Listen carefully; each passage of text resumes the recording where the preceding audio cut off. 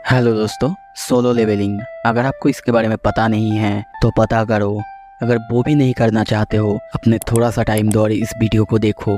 कहानी के शुरू में हमें बताया जाता है कुछ पोर्टल्स है जो कि दूसरी दुनिया से हमें कनेक्ट करते हैं और इन्हें गेट्स कहा जाता है। इन गेट्स के अंदर डंजन्स है जहाँ पे बहुत सारे खतरनाक खतरनाक मॉन्स्टर्स रहते हैं। इसी टाइम उस इंसान के अंदर स्पेशल पावर जाग चुके हैं। वो इस डंजन के अंदर जाके इन सारे मॉन्स्टर्स को मारते हैं। इन्हें हम हंटर्स कहते हैं। इन्हीं में से मैं एक हंटर हूँ। मेरा नाम है संग जिनवू। मैं एक ई रैंक का हंटर हूँ। हंटर एसोसिएशन में जितने भी हंटर्स है, ई रैंक सबसे ज्यादा लोएस्ट है, फिर भी मैं उसमें भी सबसे ज्यादा कमजोर हूँ। मैंने कभी सोचा नहीं था मेरे साथ कभी ऐसा होगा। शुरू में हमें जिनवू को दिखाया जाता है, उसके हाथ में बहुत ज्यादा खून है। वो एक तलवार को पकड़ता है और सामने की तरफ करता है और उसको देखते हैं बहुत ज्यादा खून से लथपथ है। पूरी बॉडी से बहुत ज्यादा खून निकल चुका है और उसके सामने दिखाया जाता है बहुत बड़े बड़े मॉन्स्टर्स उसके तरफ आगे बढ़ रहे हैं। वो मॉन्स्टर उस पर हमला कर देता है। वो बस अब मरने ही वाला है।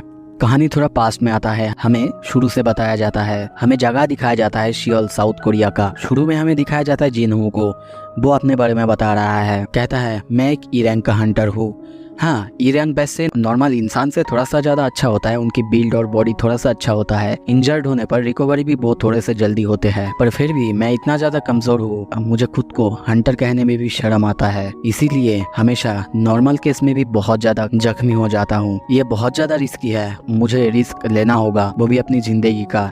ऐसा नहीं ये सब मैं मजे के लिए कर रहा हूँ, मुझे ये करना पड़ता है मेरी माँ के लिए, क्योंकि वो बीमार है। Hospital bills and financial support जो हमें एसोसिएशन देते हैं इसके लिए। दूसरी तरफ एक कंस्ट्रक्शन साइट दिखाया जाता है सियोल में। जिनहू यहीं पे आ रहा है और यहीं पे हम एक बहुत बड़े से गेट को देखते हैं। मैंने सिर्फ ग्रेजुएट किया है हाई स्कूल से, पर ऐसा कुछ नहीं है जिसमें मैं अच्छा हूँ, तो मेरे पास और कोई चॉइस नहीं है हंटर होने के अलावा। तभी दूसरी तरफ दिखाया जाता है एक आदमी को। वो एक हंटर को कॉफी देते हुए कहता है ये लीजिए आपका कॉफी, वैसे आज के रेट के लिए गुड लक। वो आदमी थैंक्स कहता है। तभी उसे पीछे से कोई बुलाता है, अरे पार्क, तुम यहाँ पे क्या कर रहे हो? वो कहता है हाँ, मेरी बीवी प्रेग्नेंट है, ये हमारा सेकंड है, तो इसीलिए मैं यहाँ हूँ। वो बहुत ज्यादा चिंतित होकर कहता है हाँ, वैसे मैं चिंतित हूँ, बहुत दिन हो गए मुझे लास्ट राइड किए हुए, सोच रहा हूँ क्या ये सही होगा। पर तभी हम देखते हैं पीछे से वापस सांग आ चुका है। सब उसे देख के अच्छे से बातें कर रहे होते हैं। किम्बे उसे देखते हुए बहुत ही ज्यादा खुश होते हुए कहता है संग, है कैसे हो, क्या तुमने कुछ खाया है? संग बहुत ही ज्यादा खुश होकर कहता है हाँ मिस्टर किम, मैंने खा लिया है। ये देख के वो आदमी बहुत ही ज्यादा चौंकते हुए कहता है क्या इसे सब पूछ रहा है, क्या ये इतना ज्यादा ताकतवर है? ये सुनकर किम हंसते हुए कहता है हाँ, लगता है तुम्हें इसके बारे में पता नहीं है। हाँ, जब तुमने छोड़ा था तभी ये ज्वाइन किया था। वैसे तुम्हें इसका निकनेम पता है क्या है? The weakest Hunter of all Mankind. हाँ, वीकेस्ट, स्ट्रॉन्गेस्ट नहीं। वो छोटे छोटे मामलों में भी जख्मी हो जाता है,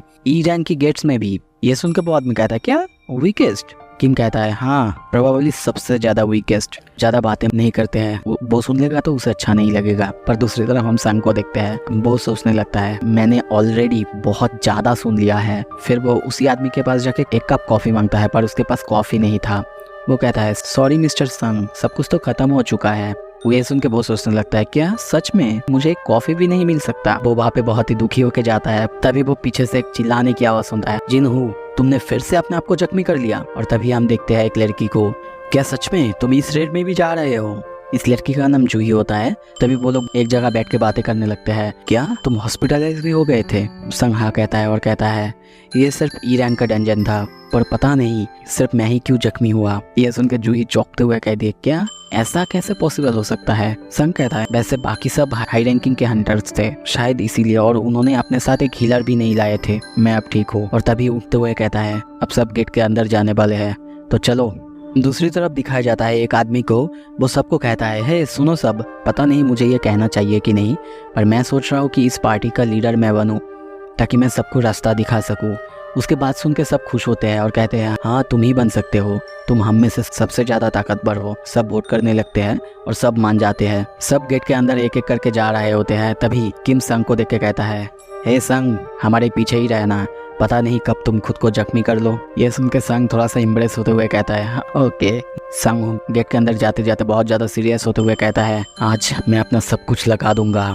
और हम उसे अंदर जाते हुए देखते हैं। सीन शिफ्ट होता है, दूसरी तरफ बाहर का सीन दिखाया जाता है। वही कॉफी देने वाला गाय को देखते हैं। वो और एक लड़का से कहने लगता है मुझे उसके लिए बुरा लग रहा है, मैंने उस एक कप कॉफ़ी भी नहीं दे पाया। दूसरा लड़का कहता है ये वही लड़का है ना जो ई रैंक हंटर्स में से है और सबसे ज़्यादा कमज़ोर है। वैसे हाँ, इस बार कौन सी टाइप का डेंजन है? वो लड़का थोड़ा सा रुक के कहता है हाँ सुना है डी रैंक का डेंजन है। वैसे तुम्हें पता है जब से मैं एसोसिएशन के लिए काम कर रहा हूँ तब से एक बार भी मैंने उसे बिना जख्मी हुए बाहर आते नहीं देखा। पर दूसरा लड़का कहता है वैसे ये तो है सिर्फ डी रैंक का डेंजन, क्या और बुरा हो सकता है। चलो अब यहाँ से सीन शिफ्ट होता है, हमें अंदर का सीन दिखाया जाता है। जूही संग को हील कर रही है और बहुत ही चिल्ला के कहने लगती है अगर तुम ऐसे ही काम करते रहे एक दिन तुम मर जाओगे। जिन्हो उसे सॉरी कहता है। जूही और ज्यादा गुस्सा होकर उससे कहती है ये सब मैं सॉरी सुनने के लिए नहीं कह रहा हूँ। तभी हमें दूसरी तरफ दिखाया जाता है सारे हंटर्स एक एक करके सारे मॉन्स्टर को मार रहे होते हैं। वहाँ पे चारों तरफ बहुत ज्यादा घमासान लड़ाई हो रहा है। जूही कहती है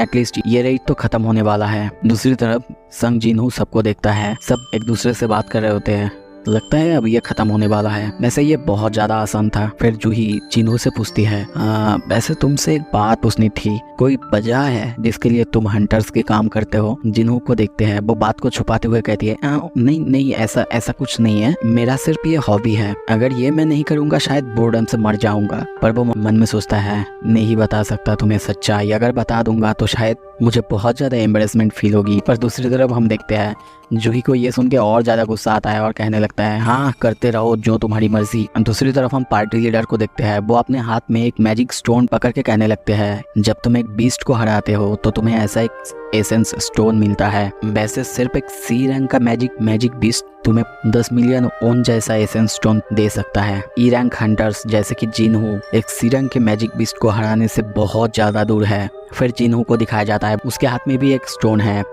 पर वो ये स्टोन को पाकर खुश नहीं है और मन में सोच रहा है ये बहुत ज़्यादा दुख की बात है, मुझे सिर्फ एक ई रैंक का स्टोन मिला है, क्या सिर्फ इतना ही रिवॉर्ड है अपनी लाइफ को खतरे में डालने का? तभी पीछे से एक आदमी चिल्ला के कहता है हे सबको यहाँ पे देखो, यहाँ पे और एक एंट्रेंस है। तभी हम देखते हैं उनके सामने बहुत बड़ी सी गुफा। ये देखते हुए उनका लीडर कहने लगता है हाँ एक डबल डेंजन, तो सच में आखिर ये एग्जिस्ट करते हैं? तभी वो अपने हाथों से आग का गोला उस गुफा के अंदर छोड़ता है। सबको बुला के कहने लगता है हे सुनो सब कोई, लगता है बॉस उस गुफा के अंदर ही है और अगर हम लोग उसे नहीं मारेंगे तो ये डेंजन बंद नहीं होगा। नॉर्मली तो हमें एसोसिएशन को रिपोर्ट करना चाहिए और उनके लिए वेट करना चाहिए, पर सब एक दूसरे की तरफ देखने लगते हैं। वो कंटिन्यू करता है और कहता है बाकी हंटर्स अगर यहाँ पे आ गए वो बॉस को मार देंगे और हमारे जो प्रॉफिट्स है वो खुद ले लेंगे। सो मुझे लगता है कि हमें खुद ही आगे जाना चाहिए, वैसे ये खतरनाक हो सकता है। सो हम लोग यहाँ पे 17 लोग हैं, तो चलो पहले हम लोग वोट कर लेते हैं और वोट के बाद अगर एक बार डिसीजन ले लिया गया तो तुम ना नहीं कह सकते। फिर हमें दिखाया जाता है सब वोट करते हैं, कोई जाने के लिए तैयार है, कोई जाने के लिए तैयार नहीं है। जूही को दिखाया जाता है, वो भी कहती है माफ़ करना पर मुझे जाना नहीं है।